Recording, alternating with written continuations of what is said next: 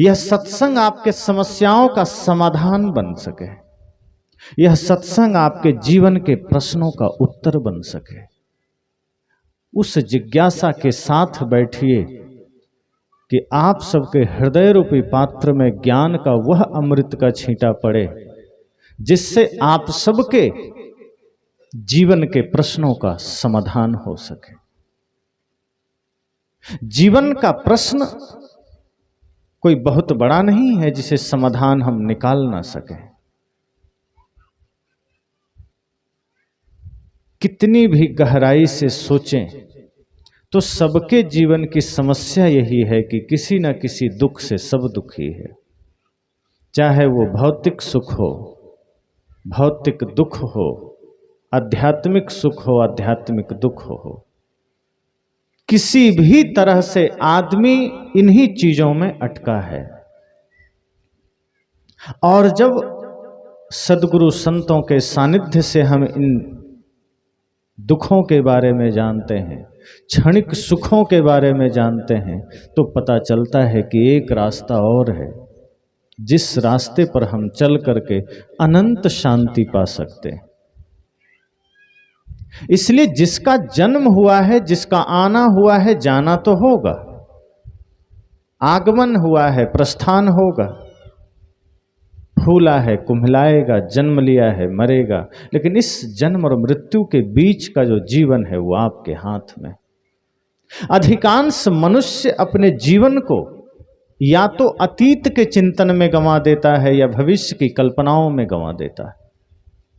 जो भविष्य अभी आया नहीं हम उसके बारे में सोच रहे हैं, जो अतीत बीत चुका है मैं या तो उस पर सोच रहे हैं, जो वर्तमान हाथ पर है, जिसमें हम जाग सकते हैं, जिसमें हम कुछ कर सकते हैं, वो हम भूले चले जा रहे हैं, खोए चले जा रहे हैं।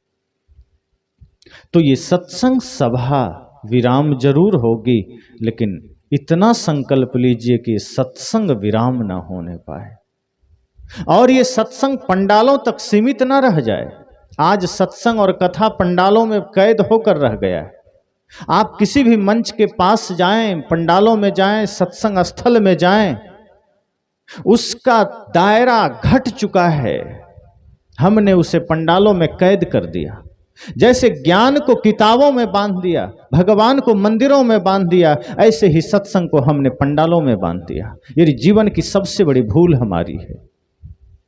अच्छा हो कि पंडाल से बाहर तक सत्संग जा सके, 99% झगड़ों का समाधान हो जाएगा। यदि पंडाल से सत्संग निकलकर आपके परिवार में पहुंच जाए तो सास बहू के झगड़े होना असंभव है। अगर पंडाल से सत्संग निकलकर आपके जीवन में चला जाए तो भाई भाई का विवाद सुलझ सकता है। पंडाल से सत्संग निकल करके आपके जीवन में चला जाए तो मित्र मित्र से धोखा देना छोड़ सकता है। पंडाल से सत्संग निकलकर आपके परिवार में चला जाए तो बूढ़े माँ बाप को वृद्धाश्रम का रास्ता नहीं दिखाएंगे। इसलिए आज इतनी सारी अराजकताओं से घिरा हुआ हमारा देश अगर है, इसका एक ही कारण है कि हमने सत्य को शास्त्रों में बंद कर दिया, भगवान को मंदिरों में बंद कर दिया और सत्संग को पंडालों में कैद कर दिया। पंडाल में आकर हम बैठते तो हैं, वो 2-4 घंटे हमारे जीवन में परम शांति का वातावरण तो होता है, परमानंद का वातावरण तो होता है, लेकिन जब हम यहाँ से जाते हैं तो जैसे उठते ही धूल झाड़ देते हैं, ऐसे ही उसी झाड़न के साथ साथ सत्संग भी झाड़ देते हैं। यहाँ से फिर खाली ही चले जाते हैं।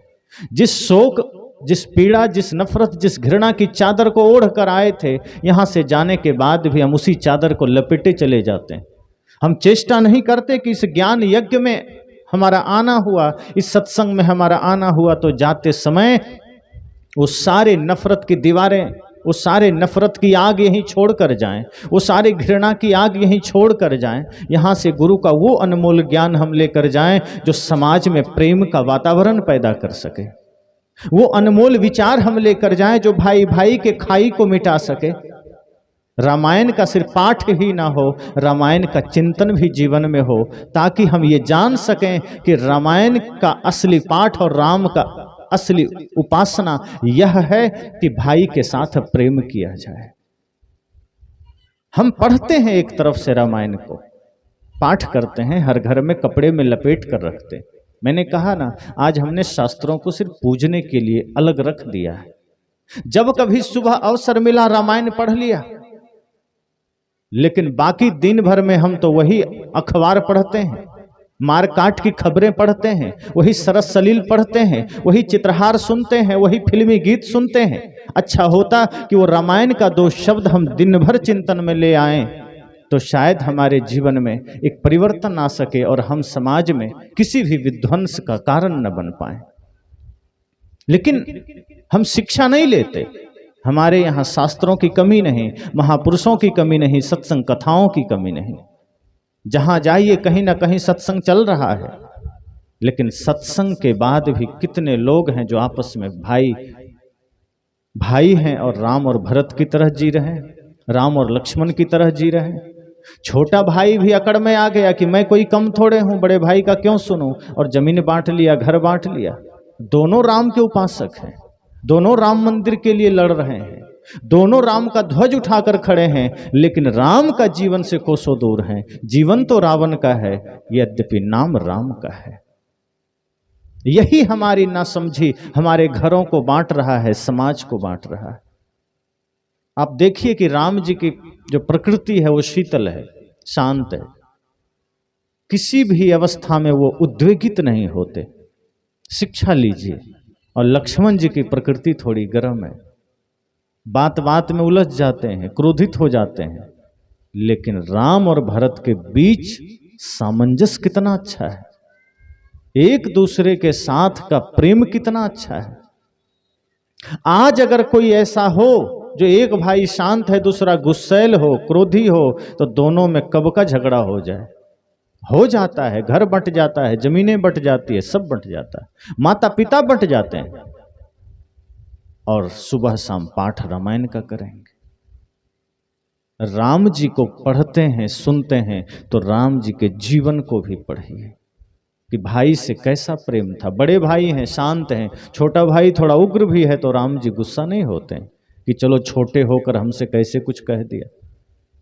आपको याद होगा, सीरियल में देखे होंगे या पढ़े होंगे रामायण, कि जब समुद्र से रास्ता मांग रहे थे राम जी, 3 दिन बीत गए, समुद्र ने रास्ता नहीं दिया, तो लक्ष्मण जी ने राम जी को डांट दिया। क्या कहा? कादर मन का एक अधारा, दैव दैव आलसी पुकारा। राम जी को कायर कह दिया, आलसी कह दिया। लेकिन राम जी क्रोधी नहीं हुए, क्रोध नहीं किए, उनको बल्कि चेतना जग गई कि लक्ष्मण ठीक कहता है। और तब उन्होंने कहा, विनय न माने जलधि जड़, गए 3 दिन बीत। कि ये जो जलध ही है, समुद्र है, ये विनय की भाषा नहीं समझ सकता।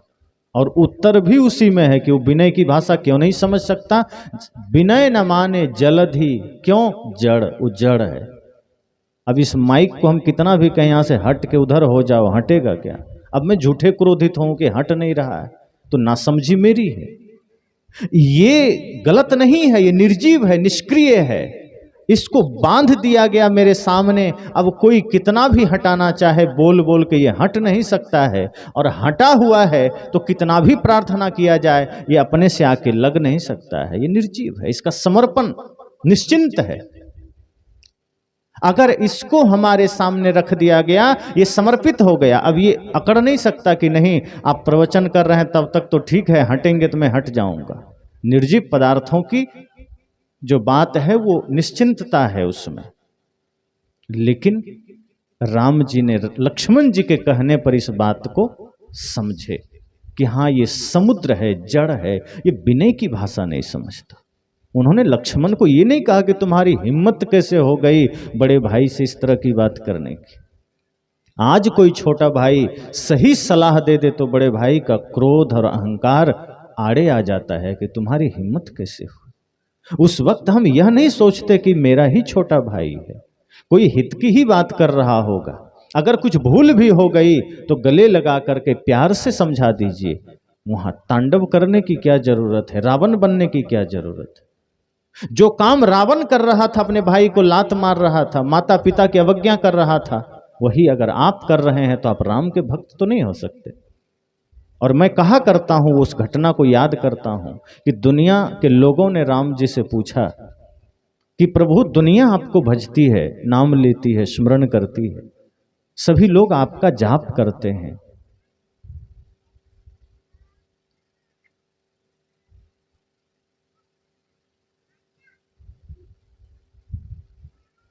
प्रवचन के क्रम में कोई नहीं आएंगे, बाद में आप आ सकते हैं।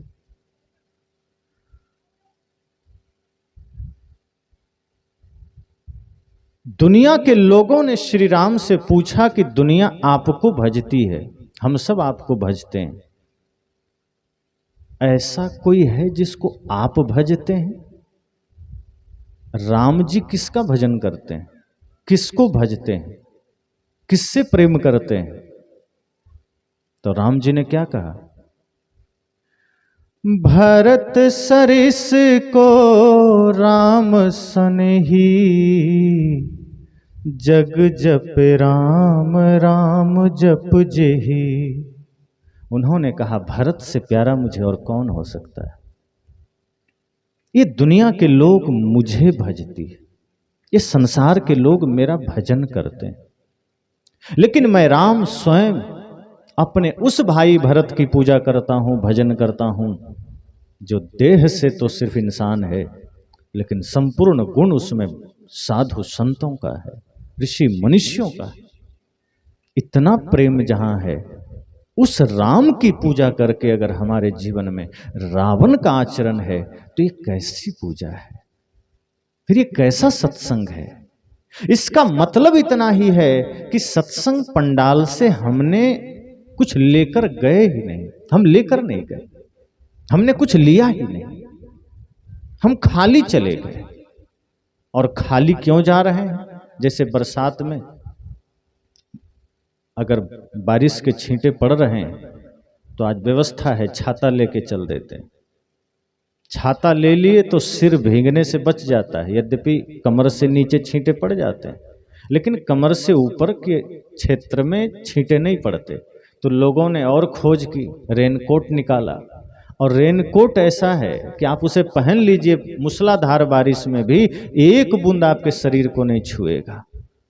आज सत्संग में हमने वही किया है, माया का, प्रपंच का, मोह का रेनकोट पहनकर हम आ जाते हैं। अब ज्ञान के छींटे पड़ तो रहे हैं, दिखाई तो दे रहा है कि सब शरीर पर ही गिर रहा है, लेकिन शरीर और ज्ञान के छींटे के बीच में अविद्या का एक रेनकोट पड़ा हुआ है, जिस वजह से वो ज्ञान हमारे अंतर मन तक पहुंच ही नहीं पाता। और हम यहां से जब लौटते हैं तो उसी कामना के साथ लौटते हैं, उसी नफरत के साथ लौटते हैं, वही दुर्भावना के साथ लौटते हैं। जीवन में परिवर्तन नहीं आता। वरना इतने सत्संग, इतनी कथाएं, इतने शास्त्र के बाद तो समाज में एक परिवर्तन आना चाहिए। उतने ही अंडा खाने वालों की संख्या बढ़ रही है, मुर्गी मारने वालों की संख्या बढ़ रही है, नशा करने वालों की संख्या बढ़ रही है। मैंने कल कहा था कि जिस देश में गंगा बहती है, दुर्भाग्य है उस देश के लोग शराब में डुबकी लगा रहे हैं। ये दुर्भाग्य ही है देश का। जिस हृदय में स्वयं परमात्मा बैठा है उसका ख्याल नहीं है। जहां स्वयं परमात्मा बैठा है उस मंदिर में आप तंबाकू डाल रहे हैं। जिस शरीर रूपी मंदिर में स्वयं भगवान बैठा है वहां आप बीड़ी पी रहे हैं। उस मुख में आप शराब डाल रहे हैं। जिस मंदिर को आपने बनाया, ईंट पत्थर सीमेंट जोड़कर आपने एक भगवान की मूर्ति बैठा दी, प्राण प्रतिष्ठा कर दिया, और आपका बनाया हुआ भगवान है, वहां आप बढ़िया अगरबत्ती जलाए। लेकिन जिस शरीर को, जिसके भीतर स्वयं परमात्मा बैठा है, वहां आपने गांजा जलाया, बीड़ी जलाया। जिस मंदिर को आपने बनाया वहां आपने मिश्री और बतासे चढ़ाए। जिस शरीर को स्वयं भगवान ने बनाया, भीतर भगवान बैठा है, वहां आपने तंबाकू और गुटखा चढ़ाया। जिस मंदिर को आपने बनाया वहां आप दूध चढ़ाने चले गए। जिसे स्वयं परमात्मा ने बनाया, इस मंदिर में आपने शराब चढ़ा दिया। सत्संग में बैठने के बाद भी सत्संग हमारे जीवन में क्यों नहीं बैठता? हम सत्संग में कितनी देर बैठते हैं ये महत्वपूर्ण नहीं है, सत्संग हमारे जीवन में कितना बैठता है ये महत्वपूर्ण है। हम तो सत्संग में घंटों बैठते हैं, पर सत्संग का एक ज्ञान हमारे जीवन में नहीं बैठता। अगर बैठ जाए तो इस समाज में परिवर्तन आ जाएगा। जब कोई गुजर जाता है तो हमें आभास होता है कि सब माया है, झूठ है। लोग ज्ञानी हो जाते हैं 2-4 घंटे के लिए, उसे कहते हैं मरघटिया बैराग। जब पड़ोस में कोई गुजर जाए तो आदमी कहता है सब झूठा है, सब माया है, कोई अपना नहीं। लेकिन जब घर आता है तो लगता है सब अपना ही है, वो गया तो गया, हमें थोड़े जाना है, हम तो यहीं कुंडली मार कर बैठने वाले हैं। लेकिन उस दिन पता चलता है जब हमारे सामने भी मृत्यु खड़ी होती है, चल तेरा भी समय आ गया, तब सोचता है जन्म सब धोखे में खोए दिया। अब खो गया, अब पा नहीं सकते। अब चाहे अंबानी हो चाहे एक साधारण आदमी, अब दोनों के लिए स्थिति समान हो गई। मृत्यु के नजर में कोई भेदभाव नहीं है। वो ये नहीं देखती कि ये अंबानी जैसा है तो इसे छोड़ दें, ये टाटा बिरला डालमिया जैसा है, बिल गेट्स मस्क जैसा है तो इसे छोड़ दें, और ये गरीब है तो पहले उठा लें। मृत्यु के सामने कोई पक्षपात नहीं, कोई घूस भी नहीं चलता कि पैसा बहुत है 2-4 बंडल निकाल के धर दें कि थोड़ा रुक, थोड़ा मौका दे दो। मृत्यु कहती है अब मौका नहीं मिलेगा, अब हो गया, दे दिया मौका। आदमी कहता है मौका कब दिया?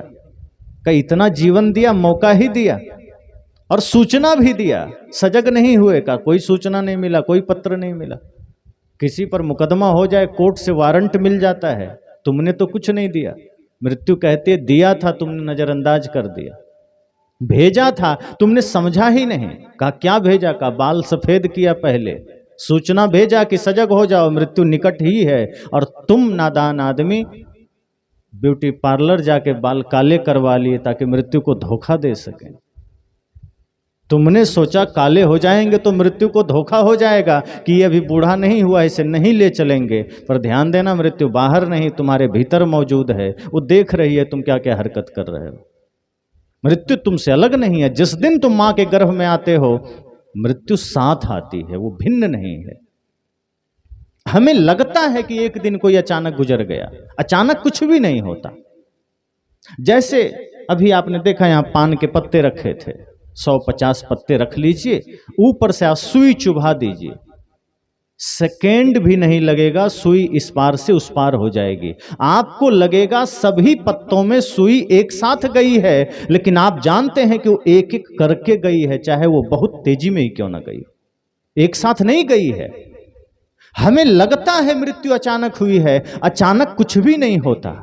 एक एक क्षण मृत्यु हमें मारती रही है, एक एक पल हमें मारती रही है, एक एक घंटे हमें मारती रही है। मारते मारते मारते जब अंतिम पहुंच गया, आखिरी पत्ते में जब सुई पार होती है, पता चलता है सब पार हो गया। अचानक एक दिन प्रत्यक्ष हो जाता है। अब प्रत्यक्ष में तो मृत्यु घटित हो रही है, अब प्रत्यक्ष में तो यात्रा चल रही है मृत्यु की साथ साथ, और हम भागने की चेष्टा करते हैं। तो मृत्यु कहती है बाल सफेद किया, तुमने समझा नहीं, चेता नहीं, तुम्हें लगा कि काले करवा लेंगे तो धोखा हो जाएगा। पर हम धोखे में नहीं, तुम धोखा में हो कि तुम्हें ऐसा लगता है कि हम धोखे में। कहा अच्छा चलो, एक सूचना दिया, दूसरा? कहा दूसरा भी दिया था, दांत हिलने लगे तुम्हारे, और तुमने अस्पताल जाकर दांतों को पूरा सेट लगवा लिया ताकि बुढ़ापे का असर ना हो, फिर भी तुमने किया। का तीसरा? का चाम ढीले पड़ गए, ये भी सूचना है कि जल्दी सचेत हो जाओ, भजन में लग जाओ, जवानी तो गंवा दी, संसार में कुछ मिला नहीं। और तुम आज जिसके पास पैसे हैं प्लास्टिक सर्जरी करवा के, वो भी 60 में 30 का दिखने लगता है कि हम तो अभी जवान हैं। कहा इस तरह से बहुत सूचनाएं भेजे, कान से सुनना तुम्हारा कम हुआ, मशीन तुमने लगा लिया, आंखों से दिखना कम हुआ, चश्मा तुमने लगा लिया, सारी विकल्प तुमने सारे विकल्प तैयार कर लिए, लेकिन ये ध्यान तुम्हारा नहीं गया कि अब अंतिम घड़ी आने वाला है, अब तो लगे भजन में, अब तो लगे भक्ति में, अब तो लगे सत्संग में, जीवन का उद्देश्य पूरा करें। लेकिन सत्संग चल रहा है और उधर बत्संग भी चल रहा है। सत्संग अगर हमारे जीवन के लिए परिवर्तन का कारण न बन सका तो दोष सत्संग का नहीं, हमारे चित्त का है, मन का है। क्योंकि हम सत्संग को घर तक ले ही नहीं गए। आज सारी समस्याओं का समाधान हो सकता है देश का, अगर हर व्यक्ति सत्संग अपने जीवन में लेके चल दे। आज आदमी की चालाकी देखिए, सारे पाप कर्म घर में करता है, लेकिन भगवान का मंदिर घर से बाहर गांव के तरफ बनाता है। इसका भी एक कारण है, वो जानता है भगवान घर में आ गए तो यहाँ रावण को भागना पड़ेगा, अर्थात आसुरी प्रवृत्ति टिक नहीं सकती। अगर गुरु या भगवान का आगमन हमारे हृदय में हो गया तो इस हृदय में अंधेरा टिक सकता है क्या? जिसके हृदय में मान लीजिए राम जी का निवास हो गया, वो व्यक्ति अपने भाई से रावण वाला व्यवहार करेगा। लेकिन अगर रावण का व्यवहार हम कर रहे हैं, इसका मतलब हृदय में रावण ही बैठा है, राम नहीं बैठा है। तो हमने चालाकी क्या किया, मंदिर बना दिया बाहर और राम जी को वहां बैठा के ताला मार दिया कि आप यहीं ठीक है, आपकी जरूरत घर में नहीं है, आपकी जरूरत हमारे हृदय में नहीं, आप वहीं रहिए, सुबह शाम आ जाएंगे पानी उनी देने। भगवान को लाचार और निकम्मा समझ लिया कि हम ताला बंद कर दिए। राम की जरूरत आपके बनाए मंदिरों में नहीं, राम की जरूरत आपके हृदय में है, आपके घर में है। यही हमने बुद्ध के साथ किया, उनके भी मंदिर बना के उनको कैद कर दिया। यही हमने कृष्ण के साथ किया और यही आज कबीर साहब के साथ हो रहा है। हमने मंदिर बना बना के उनको ताले मारते चले जा रहे हैं। आज उनकी आवश्यकता हमारे हृदय में है, हमारे जीवन में है, वो मंदिर का चीज नहीं है। कबीर साहब जीवन जीने की चीज है, राम जी का आदर्श जीवन जीने का चीज है। उनका ज्ञान हमारे जीवन के लिए उपयोगी है, हमने ताले मार दिए। और जिस रावण कौरव कंस को मंदिर बना करके जेल में डाल देना था, उसे हमने निकाल के दिल में बिठा लिया कि तुम यहीं ठीक हो। तभी तो छल कर रहे हैं। अगर आपके मन में छल है, कपट है, प्रपंच है, इसका अर्थ है कि वहां रावण का निवास है, अर्थात राक्षस का निवास। आसुरी प्रवृत्ति ने डेरा डाला है। उससे मुक्ति अगर पाना है, सत्संग को साथ ले जाना होगा। सत्संग जब साथ चलेगा, जहां जहां आप होंगे वहां वहां सत्संग होगा। सत्संग आपको बचाएगा अधर्म करने से, सत्संग आपको बचाएगा पाप करने से, झूठ बोलने से, छल करने से।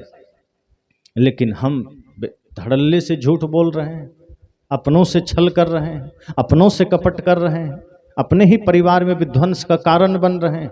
इसका इतना ही कारण है कि सत्संग में हम तो हैं, सत्संग हम में नहीं। सत्संग में हमारा शरीर तो बैठा है, सत्संग का कोई शब्द हमारे हृदय में नहीं बैठा। और कई बार आदमी सोचता है कि चलो पड़ोसी बदल जाए तो हम भी बदल जाएंगे, या माता पिता बदल जाएं तो हम भी बदल जाएंगे। ये धर्म, ये सत्संग आपकी कमाई है, आप करेंगे, आपका जीवन बदलेगा, कोई बदले ना बदले। पड़ोसी ने श्वास लिया कि नहीं लिया, आप सोचते हैं क्या कि पड़ोसी श्वास लेगा तभी श्वास लेंगे, कि पड़ोसी खाएगा तभी खाएंगे? लेकिन जब धर्म के मार्ग पर चलना हो, पुण्य के मार्ग पर चलना हो, परमार्थ करना हो, तो हम देखते हैं कि अगल बगल वाला कर रहा है कि नहीं। जब किसी बुराई का त्याग करना हो, तब हम पड़ोसी को झांकते हैं कि उसने तंबाकू छोड़ा कि नहीं, वो छोड़ेगा तो हम भी सोचेंगे। यही समस्या हमारे जीवन को बिगाड़ के रख दिया, और सत्संग करते करते भी जीवन में कोई परिवर्तन नहीं आया। इसलिए मैंने कहा कि जिसका उदय हुआ उसका अस्त होगा, जिसका जन्म हुआ उसकी मृत्यु होगी। ये शरीर सदा एक सा नहीं रहेगा। आपका शरीर अगर आज महत्वपूर्ण है तो वो क्षणिक है। कर्म अच्छा करेंगे तो आपके न रहने पर भी आप महत्वपूर्ण होंगे। इस शरीर से हमारी पहचान क्षणिक है, पद से पहचान क्षणिक है, लेकिन अगर धर्म से आपकी पहचान है, कर्म से आपकी पहचान है, वो शाश्वत है। शरीर आज सबल है, सुंदर है, बुढ़ापा आएगी वही शरीर कुरूप हो जाएगा। रोक पाएंगे? शरीर को बिखरने से नहीं रोक पाएंगे। मान लीजिए आप पद में हैं, अभी हमारे देश के राष्ट्रपति द्रौपदी मुर्मू जी हैं, पद में हैं, पद उनकी पहचान है। इनसे पहले कौन थे? श्री रामनाथ कोविंद जी, अब हैं वो राष्ट्रपति। पद उनका पहचान बना, वो पद अस्थाई नहीं रहा। अब वो नहीं है, अब वो भूतपूर्व राष्ट्रपति है, राष्ट्रपति तो नहीं है, भूतपूर्व हो गए। अर्थात संसार का कोई भी पद आपको मिल जाए, आप भूत हो ही जाएंगे। विधायक हैं, कोई भूतपूर्व विधायक हो जाते हैं, सांसद हैं, भूतपूर्व सांसद हो जाते हैं, मुख्यमंत्री हैं, भूतपूर्व मुख्यमंत्री हो जाते हैं, शिक्षक भूतपूर्व हो जाते हैं, सैनिक भूतपूर्व हो जाते हैं। संसार का कोई पद अस्थाई नहीं है, उसका घमंड क्या करना। लेकिन कुछ तो ऐसा है जो कभी भूतपूर्व नहीं हो। वो क्या है? जिसने जीवन में भक्ति धारण कर लिया और वो सच्चे अर्थ में भक्त बन गया, वो कभी भूतपूर्व नहीं होता। आपने कभी सुना वो भूतपूर्व भक्त है?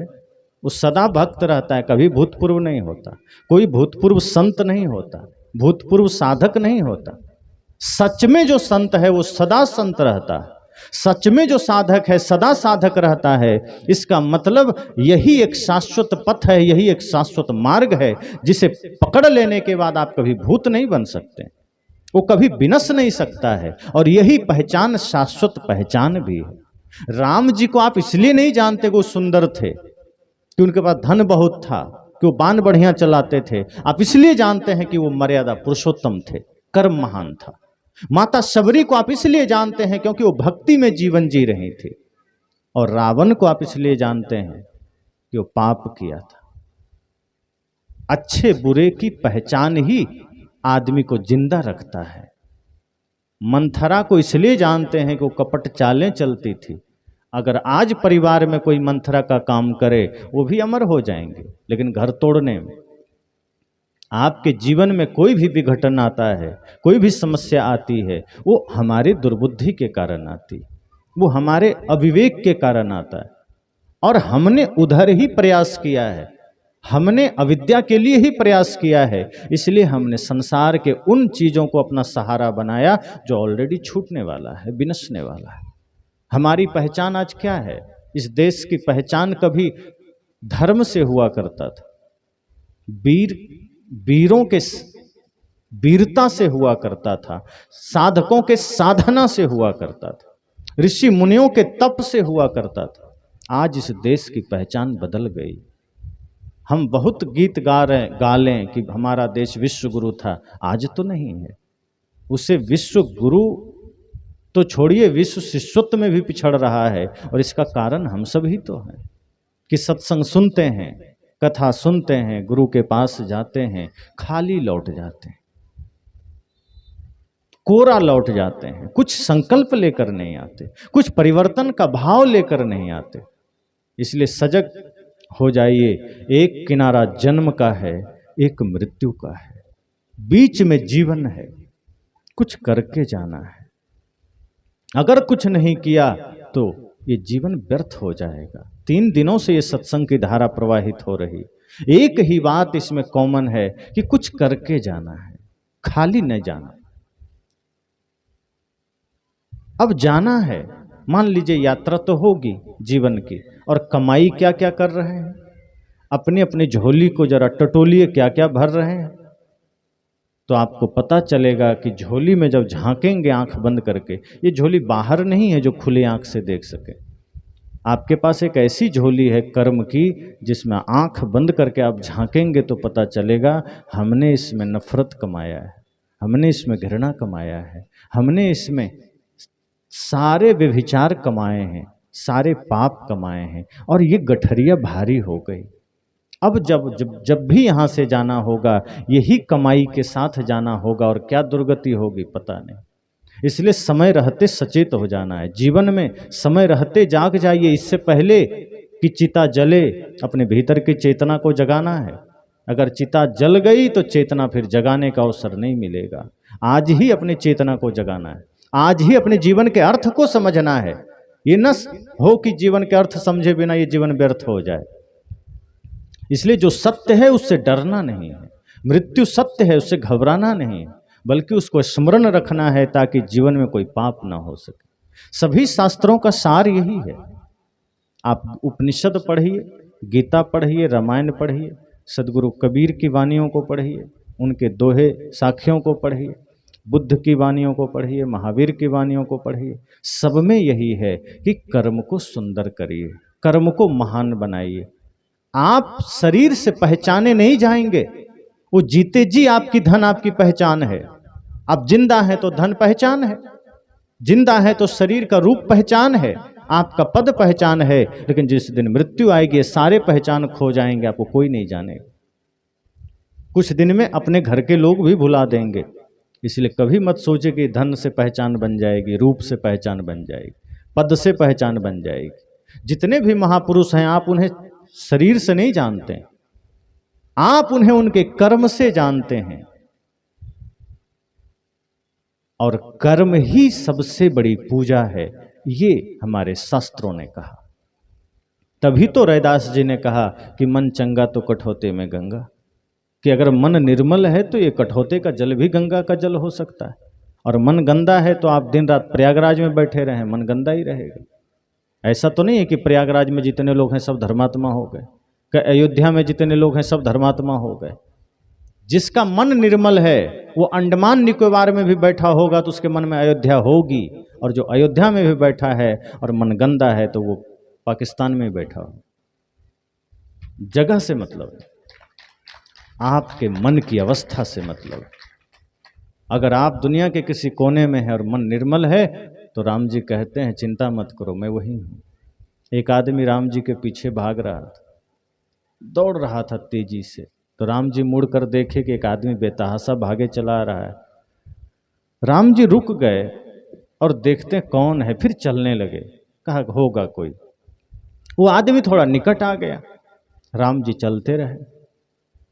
उस आदमी ने कहा रुकिए राम जी, आप ही को पाना चाहते हैं, आपके लिए ही बहुत देर से दूर से दौड़े चले आ रहे हैं। राम जी चलते रहे, रुके नहीं। चलते चलते उन्होंने कहा तुम मुझे नहीं पा सकोगे। उस आदमी ने कहा ऐसा तो नहीं हो सकता, मैं जब चला था घर से तो आप दिखते भी नहीं थे, अब तो आप 10 कदम की दूरी पर हैं, अब तो हम जोर से छलांग लगाएंगे तो आपसे आगे निकल जाएंगे। कहा अब जितनी दूरी बची है ये 10 कदम की, ये जन्म जन्म तक बनी रहेगी, अब तुम निकट नहीं आ सकोगे। इतना तो आ गया, आभास करा दिया मैंने, इसके आगे अब तुम मुझे पा ही नहीं सकोगे। वो आदमी हताश हो गया, कहा बड़े मुश्किल से तो यहाँ तक पहुँचे हैं, बड़े ही यत्न से पहुँचे हैं, बड़ी मेहनत लगी है पहुँचने में, और आप कह रहे हैं मुझे पा नहीं सकोगे। हम तो पा लेंगे। राम जी ने कहा व्यर्थ दौड़ रहे हो, लौट जाओ, कोई उपाय नहीं है इस तरह से। उस आदमी ने कहा तो कोई तो उपाय होगा, कोई तो मार्ग होगा आपको पाने का। कहा तुम्हें दौड़ने की जरूरत नहीं थी। कहा तो क्या उपाय है, आपको कौन पा सकता है? तब उन्होंने कहा निर्मल मन जन सो मोहि पावा, मोहि कपट छल छिद्र न भावा। कि जिसका मन निर्मल है, जिसका मन निष्कपट है, जिसका मन निश्चल है, वो पा लेगा, उसे दौड़ने की जरूरत नहीं, वो घर में भी बैठा है मुझे पा लेगा। लेकिन मन में कपट लेकर तुम मेरे घर आ जाओ, अयोध्या आ जाओ, मुझे पा नहीं सकोगे। मंदिर में खड़े रहो, पा नहीं सकोगे। मैंने दोपहर में कहा था कि मंदिर में भी हम होते हैं तो मन में स्वार्थ के चादरें हम बुना करते हैं, कपट जाल बुना करते हैं, अपने लिए शुभ की कामना कर रहे हैं, सुख की कामना कर रहे हैं मंदिर में, और दूसरों के लिए खाई मांग रहे हैं, दूसरों के लिए पीड़ा मांग रहे हैं। तो अगर मन में कपट है तो न राम मिलेंगे न गुरु मिलेंगे। सीधी सी बात है कि जब मन निर्मल हो तो सब कुछ यही है। मन पवित्र हो तो आपके घर का जल भी गंगा जल है। मन निर्मल हो तो आप खेत भी जाएंगे पवित्र मन से तो ऐसा महसूस होगा कि हमने किसी तीर्थ की यात्रा की है। और स्वार्थ भरे मन से आप काशी चले जाएं, गंगा सागर चले जाएं, पुरी चले जाएं, तो भी लगेगा जैसे कि मन पर कोई बोझ है। सत्संग का यही काम है कि वो आपको जागृत कर देता है, आपको प्रकाशित कर देता है, सत्य असत्य को दिखा देता है। जैसे किसी कमरे में अंधेरा हो और आपको भेज दिया जाए कि जाओ कोई सामान ले आओ, आप नहीं ला पाएंगे, हो सकता है दिक्कत आएगी, उठाने का कुछ उठा लेंगे, कुछ कहीं टकरा जाएंगे। लेकिन बल्ब जला दिया जाए तो आप आराम से जो लेना है ले लेंगे। ऐसे ही सत्संग सिर्फ इतना ही काम करता है कि वो आपके भीतर ज्ञान का दिया जला देता है। आपके भीतर के विवेक की आंख खुल जाती है और आप जगत में सत्य को जानने लगते हैं, असत्य को जानने लगते हैं। फिर आप इस जगत में खाद्य को जानने लगते हैं, अखाद्य को जानने लगते हैं। क्या अच्छा है, क्या बुरा है, क्या करना है, क्या नहीं करना है, कहाँ जाना है, कहाँ नहीं जाना है, क्या बोलना है, क्या नहीं बोलना है, आप जान जाते हैं। सत्संग इतना ही करता है कि आपको होश में ले आता है। ये जो बेहोशी हमारे जीवन में है, इसी वजह से ये सारे पाप हैं। और ये बेहोशी इसलिए है कि हम मृत्यु को भुला बैठे हैं। हम यहां से जाएंगे ये ख्याल ही भूल गए। हमें लगता है जाना तो औरों को है, हमें तो यहीं रहना है। हम ऐसी ही तैयारी करते हैं। संत तो कहते हैं कि हम इतनी तैयारी में लगे हैं जो कभी लगता ही नहीं कि आदमी कभी जाएगा। ऐसा लगता है सदा यहीं रहने वाले हैं। लेकिन सारी तैयारी धरी रह जाती है और जाना हो जाता है। और जब जाना होता है तो जिस शरीर को आज हम संभाले हुए हैं, इस शरीर का भी भान नहीं रहता। फिर इस शरीर को कोई नोचे, कोई कुछ भी करे, हमें पता नहीं चलता। जिंदा है, पास में आकर कोई एक छोटा सा मोबाइल भी छुएगा तो हम कहेंगे ए रुको मेरा है। लेकिन जब प्राण निकल जाएंगे तो कोई आके हाथ भी उखाड़ ले जाएगा तो बोलने वाला नहीं रहेगा कि ये शरीर मेरा है। ये गति होती है, यही दशा होती है। फिर बेहोशी किस बात की? बेहोशी में तो हम जन्म जन्म से जीते आए हैं। मूर्छा में तो जन्म जन्म बीत गया। अब तो इस जन्म में ऐसी साधना करिए कि मुक्ति को पा सकें। कब तक बंधन में पड़े रहेंगे? अब तो ऐसा कर्म करिए कि पुनः परमानंद को पा सकें। ये पाप कर्म करते करते, छल करते करते अगर मन भर गया हो, झूठ के मार्ग पर चलते चलते अगर कदम थक गया हो, तो अब थोड़ा सत्य के धरातल पर आइए, अब थोड़ा प्रेम के धरातल पर आइए। और गजब की बात तो यह है कि जीवन में प्रेम से जीने के लिए ही समय कम है। पता नहीं हम नफरत के लिए समय कहां से निकाल लेते। जीवन में धर्म के लिए ही समय कम है, परमार्थ के लिए ही समय कम है, हम पाप के लिए समय कहां से निकाल लेते हैं। यही हमारे जीवन की सबसे बड़ी भूल है। और ये बेहोशी इसलिए आई है कि हमने भुला दिया है अपनी यात्रा को, अपनी मृत्यु को। सदैव यह स्मरण रहे कि मौत कहीं ना कहीं मेरे साथ है, वो चलेगी साथ साथ। जो निर्मित हुआ उसका विनाश होगा। सदगुरु कबीर तो कहते हैं, जो जो जन्म लिए वसुधा पर, एक दिन सब ही मरे। जो भी जन्म लिया मानव शरीर को पाया, जो भी आंखों से दिखने वाला है, वो सब परिवर्तनशील है, वो सब मिटने वाला है। उसमें अगर कुछ सत्य है, वो आप सत्य हैं, आत्मा सत्य है, और इसका स्वरूप, इसका स्वभाव सत्य है, अहिंसा है, प्रेम है, करुणा है। इसलिए इसे ही धारण करिए।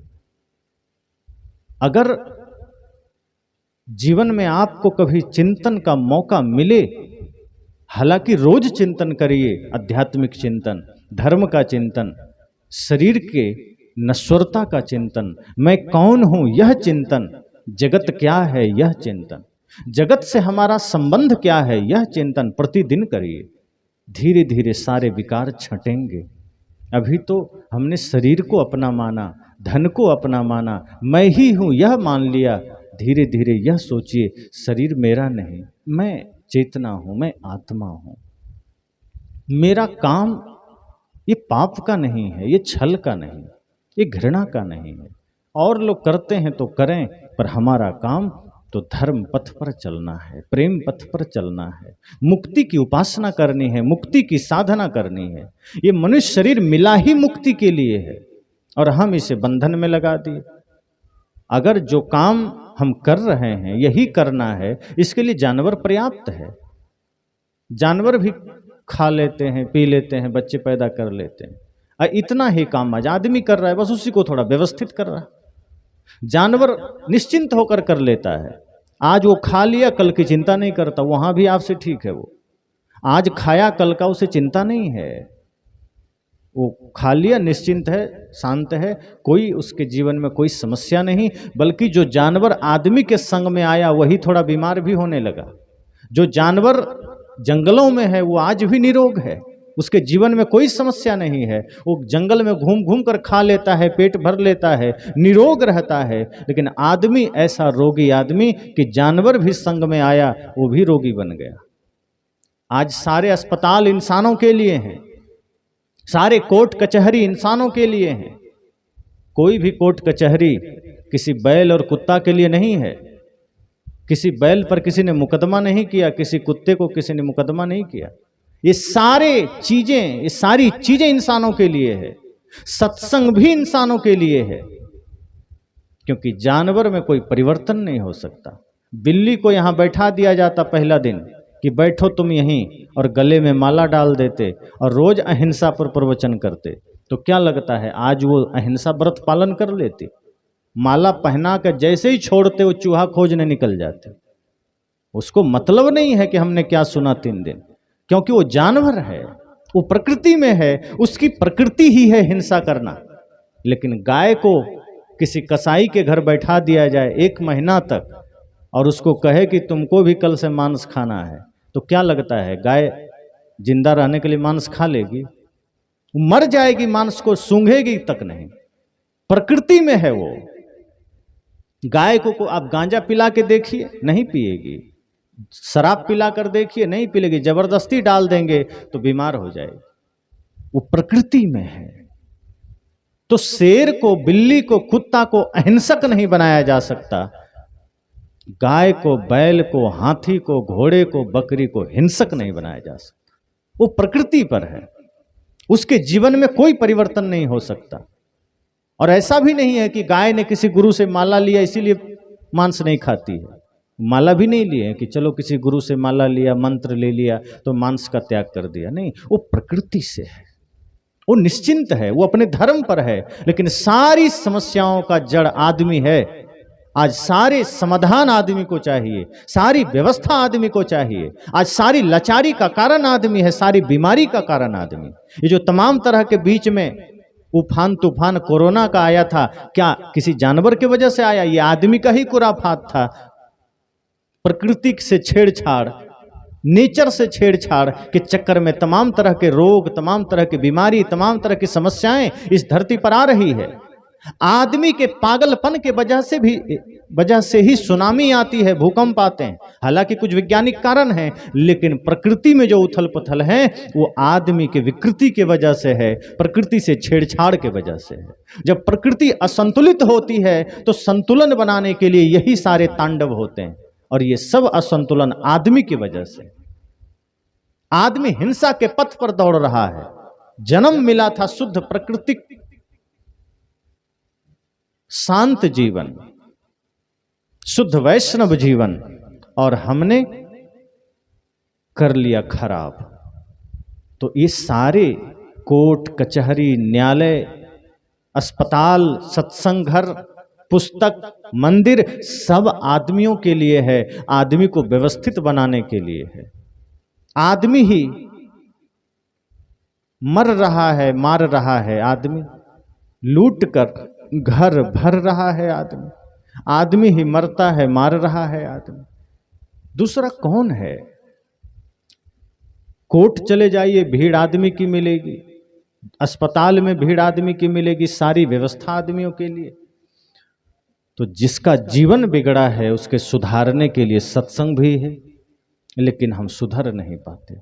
बिगड़ने का तो कोई केंद्र नहीं है। मैंने पहले दिन ही कहा था, इस धरती पर कोई जगह नहीं जहां बिगाड़ना सिखाया जाता हो, लेकिन फिर भी आदमी बिगड़ता है। हिंसा सिखाने वाली कोई जगह नहीं है, गाली सिखाने वाली कोई जगह नहीं है, नशा सिखाने वाली कोई जगह नहीं है। आदमी देख के सीख लेता है, स्वाभाविक सीख लेता है। पर आदमी कैसे बनना है, माता पिता गुरु की भक्ति कैसे करनी है, राष्ट्र की भक्ति कैसे करनी है, इसके लिए जगह जगह सिखाया जा रहा है। और आदमी सीखने को राजी नहीं, आदमी सीख ही नहीं पाता। इसलिए मैंने कहा जीवन थोड़ा है, जन्म और मृत्यु 2 किनारा है, बीच में हम हैं, जीवन है। और बीच का जो जीवन है इसे ही हमें व्यवस्थित करना है, क्योंकि जो बीतता जा रहा है वो हाथ से निकलता जा रहा है। सुबह जो आपका जीवन था वो अभी नहीं है, अभी जो है वो शाम को नहीं होगा। आप कितने यत्न कर लें, एक बीता हुआ पल लौटाया नहीं जा सकता। इतना कीमती है एक एक पल, और हमने अपने एक एक पल को हिंसा में लगाया, नफरत में लगाया, घृणा में लगाया। एक एक पल लौटाया नहीं जा सकता। सोचिए, इतना कीमती जीवन को हम गंवाए चले जा रहे हैं। इसलिए होश में आना है। ये 3 दिन का सत्संग, ये प्रेरणा है हमारे जीवन के लिए, ये संकेत है हमारे जीवन के लिए, एक अवसर है हमारे जीवन के लिए कि हम जाग सकें, हम संकल्पित हो सकें, हम जीवन को एक व्यवस्थित दिशा दे सकें, एक रास्ता पकड़ सकें परमार्थ का, एक रास्ता पकड़ सकें धर्म का, मुक्ति का। अन्यथा जीवन में बंधन तो तैयार हर कदम पर हो रहे हैं। चारों तरफ बंधन का ही पसारा है, चारों तरफ माया का ही पसारा है। अब जिधर नजर दौड़ाइए, इस पूरा जगत माया के अधीन है। इसलिए तो कहा गया, गो गोचर लग जहमन जाई, सो सब माया जाने। भाई, इन आंखों से आप जो भी देखते हैं, इन कानों से आप जो कुछ भी सुनते हैं, यूं कह लें कि शरीर की इंद्रियों से आप जो कुछ भी अनुभव कर सकते हैं जगत में, वो सब माया है और वो आपके साथ कभी रह नहीं सकती है, उसका छूटना तय है। खुद ये शरीर माया है, ये साथ नहीं रह सकता, छूटेगा। अब ऐसा कह के सदगुरु कबीर हम सबको डराना नहीं चाहते हैं कि छूटेगा, मृत्यु आ जाएगी तो डर के जीना है, बल्कि सदगुरु कहते हैं और मस्ती में जियो।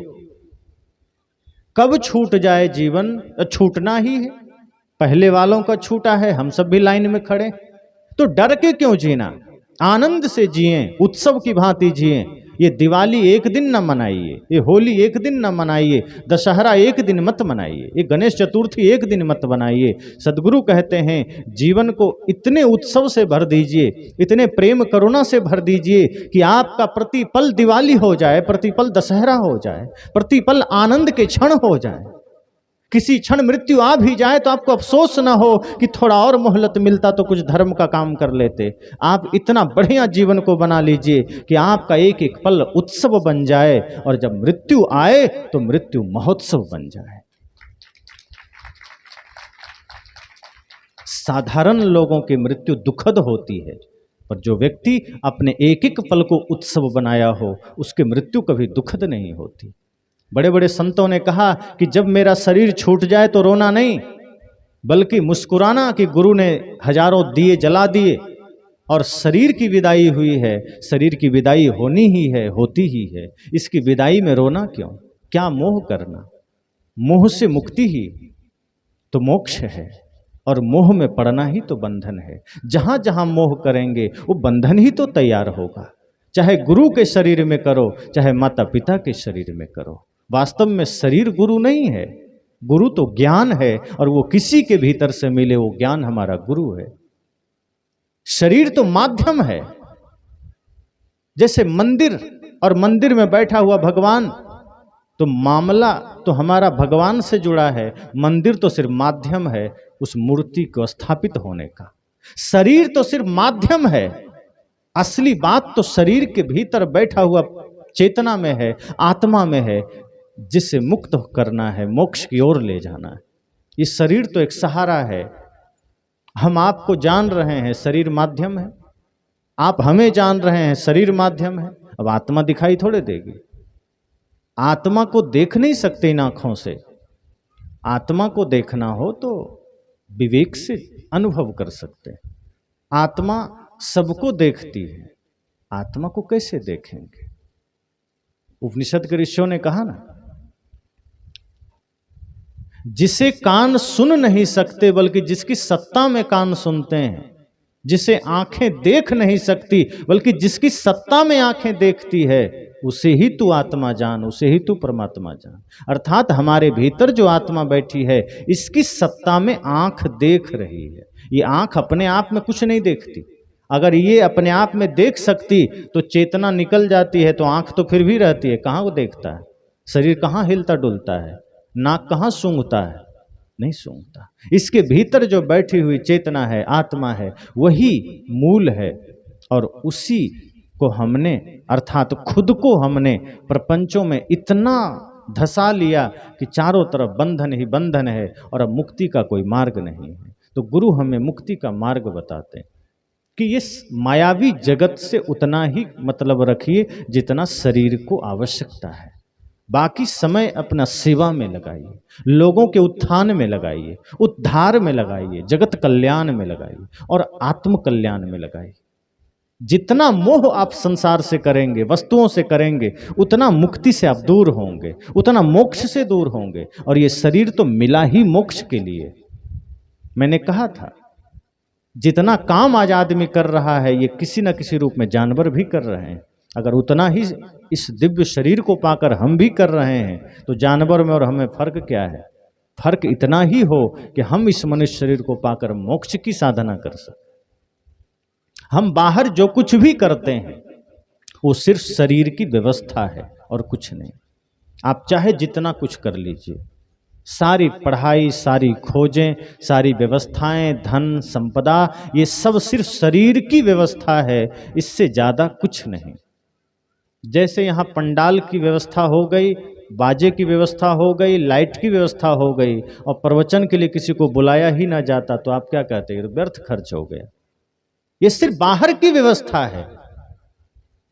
महत्वपूर्ण है प्रवचन, ज्ञान। अगर ये है तो पंडाल ना भी होता तो 5 आदमी सुन सकता था। लेकिन अगर यही नहीं है और पंडाल बड़ा लग गया तो कौन सुनाएगा, कहां से मिलेगा? शरीर सिर्फ व्यवस्था है, शरीर सिर्फ साधन है और हमारी सारी तैयारी साधन के लिए, अपने लिए नहीं है। और समय निकलता जा रहा है। तो इससे पहले कि जीवन में मृत्यु घटित हो, अच्छा गहराई से सोचिए तो मृत्यु होती ही नहीं है, क्योंकि आत्मा तो अमर है। आप मरेंगे नहीं, आत्मा मरेगी नहीं, शरीर सिर्फ परिवर्तित हो जाएगा, ये भी मरता थोड़े है। शरीर सिर्फ परिवर्तित हो गया, जड़ में क्रिया है, मिट्टी पानी आग हवा से बना, इलेक्ट्रॉन प्रोटॉन न्यूट्रॉन जो अंतिम तत्व है, परमाणु है, ये बिखर गए, अपने अपने तत्व में सब समा गए, फिर वो दूसरा रूप धारण कर लेंगे। ये जगत सिर्फ परिवर्तन का रूप है। आप जो कुछ भी देख रहे हैं लग रहा स्थायी है, उसमें क्रिया चल रही है। तो शरीर सिर्फ परिवर्तित हो गया, मिट्टी का अंश मिट्टी में चला गया, पानी का पानी में चला गया, वो मिटा नहीं है। हम ये नहीं कह सकते कि जड़ मिट जाता है, जड़ मिटता नहीं है, वो परिवर्तित हो जाता है। इसलिए तो कहा संसार संसृति इति संसारा, जो निरंतर सरकता रहे वही संसार है, जो निरंतर बहता रहे वही संसार है, जिसमें परिवर्तन है वही संसार है। तो शरीर में परिवर्तन है, बिखर गया, फिर वो उसी राख में एक नया जीवन पैदा होगा, उसी मिट्टी पानी आग हवा से पुनः एक नया शरीर जन्म लेगा, फिर नई एक यात्रा शुरू होगी। तो वस्तुतः शरीर की भी मृत्यु नहीं होती, सिर्फ विच्छेद हो जाता है और उसे ही हम मृत्यु का नाम दे देते हैं। पर यह क्रम यहीं रुकता नहीं है, ये क्रम यहां थमता नहीं है, आगे चलता रहता है। इस 3 दिन में जो कुछ भी सुना, निश्चय ही वह जीवन के लिए एक कीमती पल होता है जब हम अपने समय धर्म के लिए, सत्संग के लिए देते हैं। तो जो कुछ भी सुना, यह सोचिए कि यह सत्संग सिर्फ सुनने के लिए नहीं है, चिंतन और मंथन करने के लिए नहीं। और मैं ये भी नहीं कहता कि जो सुना वो सब सत्य है, वो सबको मान लीजिए। चिंतन करिए, मंथन करिए, लगता है कि ये प्रकृति के नियम के अनुकूल है, विवेक की कसौटी पर यह खरा उतरता है, लगता है कि हाँ ये मुक्ति का सही मार्ग है, लगता है कि हाँ ये जगत के प्रति हमारा दायित्वों का सही निर्देशन है, तो निश्चय ही फिर वो बात आपकी हो गई, वो मेरी न रही।